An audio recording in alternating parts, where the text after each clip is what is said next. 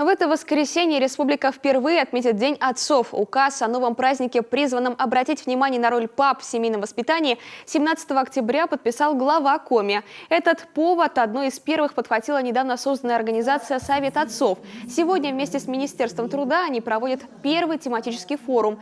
70 представителей из 18 муниципалитетов съехались в Сыктывкар. Все они активисты и весьма инициативные люди, которые у себя на местах на общественных началах занимаются решением социально значимых вопросов.